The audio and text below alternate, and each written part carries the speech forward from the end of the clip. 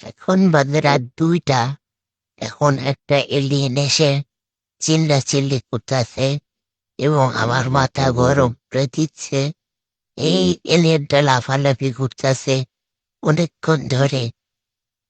রাতে আর ভালো লাগতেছে না।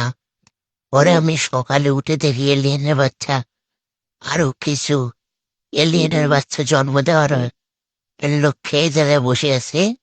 এই জায়গায় দেখি তা দিতেছে পরে আর একটা আগের সিজনের বাচ্চা। এটা এটার পায়ে সমস্যা হচ্ছিল। আমি এটার পায়ে একটা রশি আটকেছিলাম, এটাকে রশি কেটে দিলাম। কেটে ছেড়ে দিলাম পরে এটা পায়ে দেখি অনেক কাঁপতাছে।